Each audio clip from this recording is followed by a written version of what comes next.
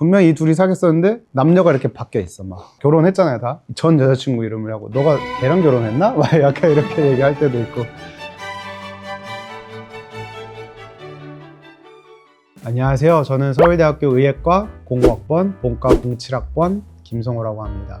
의대를 내가 목표로 한 거는 사실 중학교 때부터였던 것 같아요. 그때 이제 의료봉사의 꿈이 있어서 난 의사가 돼야 되겠다 해서 의대를 목표로 했고, 어쩌다 보니 운이 좋아서 서울대를 가게 됐고, 입학을 하고 느낀 거는 내가 제일 잘났다고 생각하면서 살고 있었는데 생각보다 비상한 애들이 많아서 나도 여기서 살아남으려면 열심히 해야 되겠구나 라는 생각이 좀 들었고, 근데 우리가 이게 의대가 예과가 2년이고 본과가 4년이잖아요. 나는 열심히 하려고 딱 들어가는데 예과 2년 동안 열심히 할 수 있는 분위기가 아니어서 어떻게 보면 의대 공부를 아예 하지 않고 다른 과랑 똑같은 걸 해요. 이제 본격적으로 공부하기 전에 약간 노는 분위기가 있는 것 같긴 한데, 예과 때는 그래서 이제 필수 과목으로는 이제 막 대학 국어, 영어, 수학, 그 영어 같은 경우는 자체 그 탭스 시험이 있어요. 처음에 입학할 때 그 탭스 시험을 치거든요. 그래서 그 점수가 어느 이상 나오면 그 기초 영어를 안 들어도 되고 아무튼 면제를 해주거나 뭐 그런 게 있었는데, 저는 운이 좋게 탭스 점수가 매우 잘 나와서 900점 이상, 914점이었나 907점이었나 둘 중에 하나인데 그거 해서 이제 영어는 면제가 됐고, 대학 국어 시간인가 뭔가에 한자 테스트가 있어요. 그것도 그때 우리 반에서 나랑 2명이서 통과를 해서 언어는 조금 잘했던 것 같아요. 중국어도 할 줄 알고 영어도 그래도 나름 잘하는 편이었어가지고, 그 당시에는 제가 의대 다닐 때만 해도 영어 잘하는 사람이 그렇게 많지는 않았었고, 근데 중국어 잘하는 사람은 더더욱 없었기 때문에 나름 편하게 필수 과목을 많이 들었죠.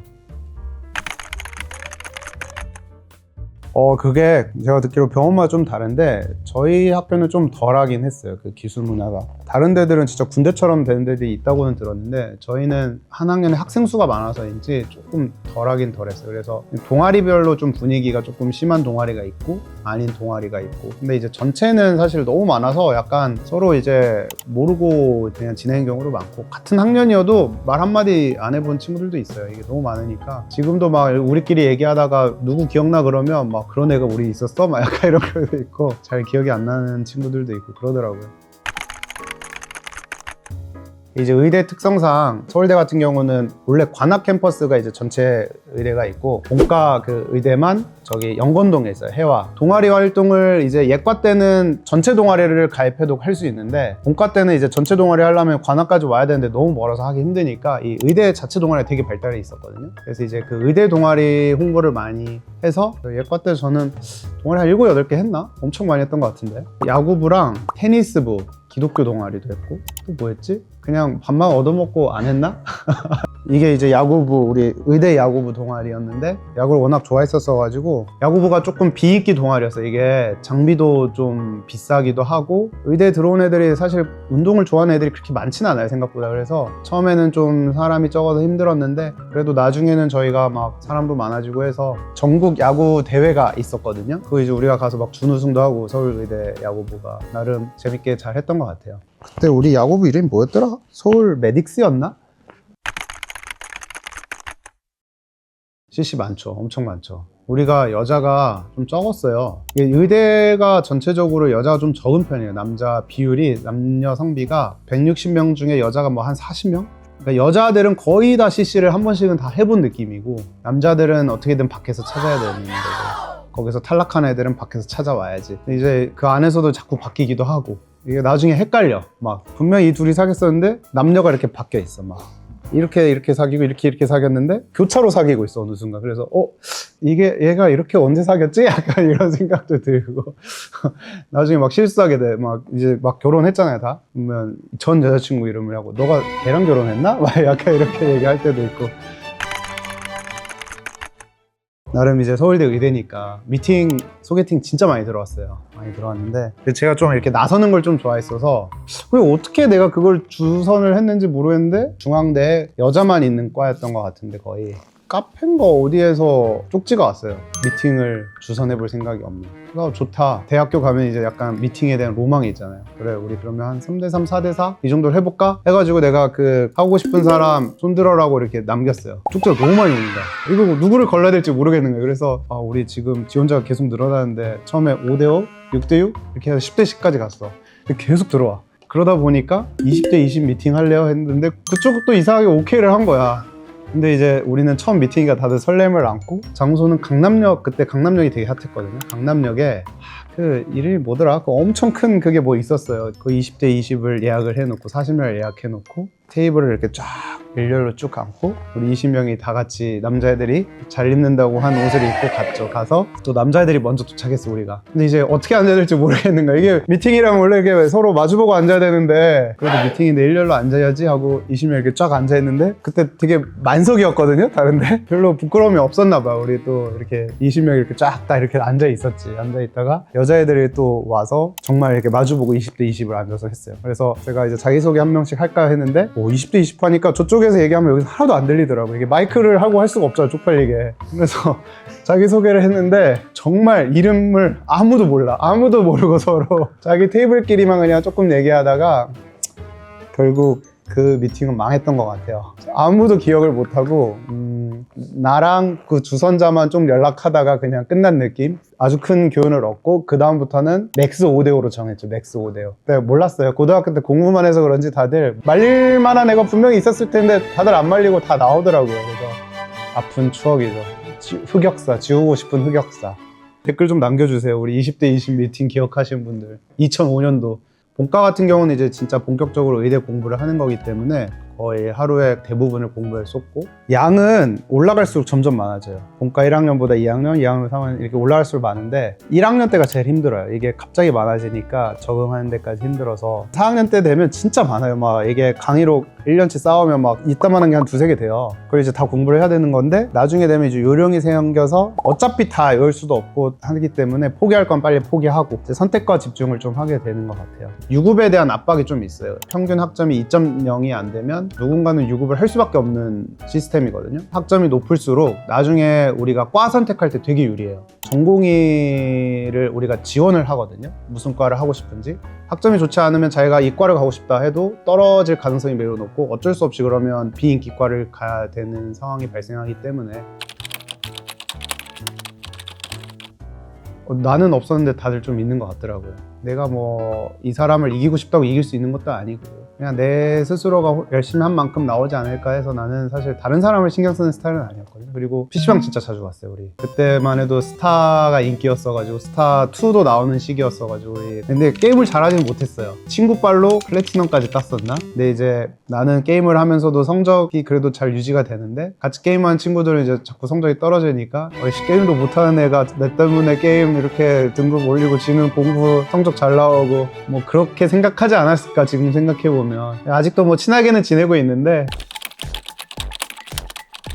본과 1학년 때 처음 가면 그 시험을 쳐요. 땡시라는 걸 쳐요. 땡시가 뼈 구조물을 이렇게 놔두고 딱 가서 그 구조물을 쓰고 30초 하면 땡 소리가 나면 다음으로 이렇게 넘어가는 게 있어요. 시간 안에 못 쓰면 그냥 넘어가야 되는 거예요. 그 다음에 이제 해부학은 머리, 몸통, 팔다리 뭐 이렇게 나눠가지고 그것도 이제 마찬가지로 땡시를 쳐요. 근육이면 근육 이름, 뭐 혈관 이름 뭐 이런 걸 다 적어서 보는 거가 있었거든요.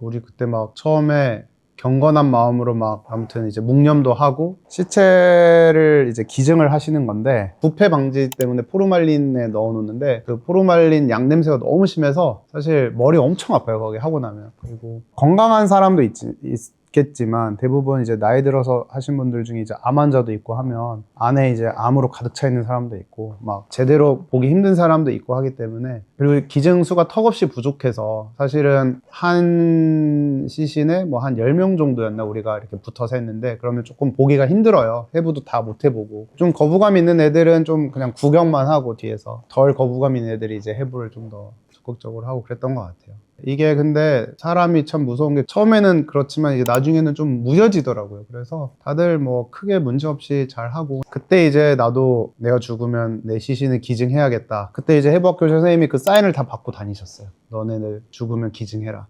내 기억에 그때 사인했던 것 같아요. 언젠간 나도 기증을 해야 되지 않을까라는 생각을 하고 있습니다. 실습은 본과 3학년부터 우리 학교는 해서 각 과마다 돌아다니면서 이제 배우는 건데, 말이 실습이지 그냥 거의 가만히 서 있고 그냥 구경만 하고 있어서, 왜냐면 이게 학생이 뭘 하기가 되게 어려워요. 이게 다들 아픈 사람이고 그 사람들도 돈 내고 하는 건데, 아무리 대학병원이 가르치는 곳이라고 해도 학생한테 직접 해보라 하기가 되게 어려운 구조거든요. 간단한 이제 드레싱 같은 거 도와준다든지 그냥 거의 참관? 그래서 실습 때 되게 많이 졸았어요. 특히 이제 제일 힘들었던 게 정신과였나 신경과였나 그 외래를 참관을 했는데, 불면증 외래였어. 환자마다 다 잠이 안 온다고 오는데 계속 똑같은 얘기가 나는 미친 듯이 졸리는 거야. 그래서 나는 졸려. 거기서 꾸벅꾸벅 졸 수가 없잖아. 환자 막 나 잠이 안 와서 괴로워서 왔는데 참관 한번 해보시겠어요? 라고 얘기를 하고 싶지만 그러면 이제 욕먹을 것 같아서. 두 번째로 피곤했던 게 영상의학과. 이제 저는 이제 시술하는 걸 선택을 했지만, 영상의학과의 이제 또 나머지 부분은 판독하는 건데, 판독을 하고 이제 PPT를 띄워놓고 보려면 불을 다 꺼야 돼요. 그래야지 이제 사진이 잘 보이거든요. 불만 끄면 이게 너무 졸리는 거야. 이제 이게 너무 다 깜깜하니까. 그리고 영상의학과 선생님들이 재밌는 사람 별로 없어. 조용조용 나긋나긋하게 얘기하는 스타일이어서. 근데 어쩌다 보니 영상의학과를 하고 있습니다 지금. 학생 때 느끼는 거랑 또 다르니까. 그것도 아무 생각이 없었어요.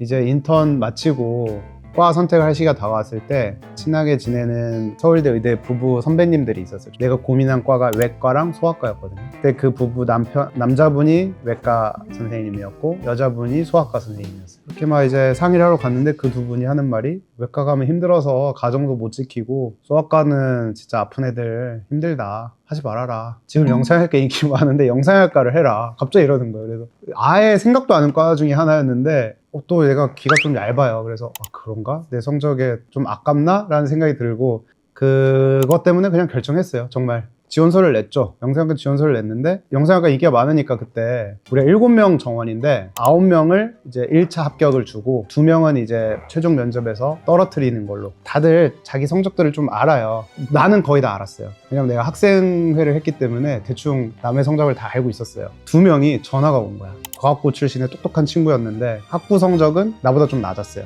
저기 떨어지면 어떡하냐. 내 경쟁자니까. 너 정도면 될 것 같아라고 해줄 수는 있었지만, 너 아니면 누구 중에 한 명은 떨어지지 않을까라고 내가 얘기를 했어요.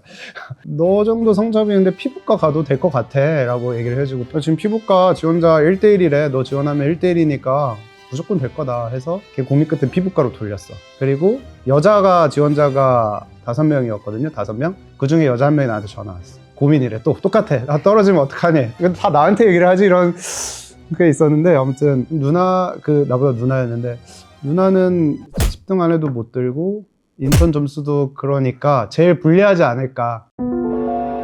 내 생각에는 누나가 제일 위험하다. 분당 서울대병원 영상학과로 돌려라. 그래서 그 누나는 고민 끝에 또 글로 돌렸어. 그래서 모두가 해피엔딩이 됐어요. 내가 어레인지를 해서 1대1로 만들어줬어. 부랴부랴 과에서 전화가 오더라고요. 웬만하면 붙여줄 테니까 다른 데 쓰지 말라고 전화가 오더라고요. 아주 편한 마음으로 우리 7명 다 영상학과가 됐고, 피부과 돌린 애도 결국은 타교에서 한 명이 지원을 하는 바람에 후달려가면서 공부를 진짜 열심히 했어요. 합격을 했어요, 다행히. 서울 의대를 희망하고 있는 고등학생들한테는 사실은 내가 감히 이제 요즘 애들은 너무 똑똑하기 때문에 뭐라고 할 수는 없고, 의대는 사실 이제 한 끗 차이에요. 서울대든 무슨 의대든 다 한 끗 차이고, 운이 많이 따르는 자가 서울대 의대를 가지 않나. 물론 이제 다 열심히 하긴 해야 되겠지만 그 중에서도 운이 좋은 애들이 서울대 의대를 가는 건 맞는데, 그냥 자기 맡은 바에 최선을 다하고, 그리고 이제 서울대 의대 들어간 친구들한테, 아니면 또 다른 의대에 있는 친구들한테 얘기하고 싶은 거는, 진짜 힘들긴 힘들어요. 이 고등학교 때랑 차원이 다른 학습량이었고, 물론 이제 졸업을 하고 나서 과를 자기가 원하는 과를 못 갈 수는 있지만, 학생 때 느끼기에 과가 어떤 게 좋다 나쁘다 이거는 다 잘못된 거구나라는 걸 알아야 되고, 자기 성적에 맞게 그냥 자기가 가고 싶은 과를 선택을 하고 그 과에서 열심히 하면 나중에 되면 그 과가 자기한테 정말 큰 선물이 될 겁니다. 그래서 너무 남들과 비교하려고 하지 말고 최선을 다하면 나중에는 다들 행복해지지 않을까 싶습니다.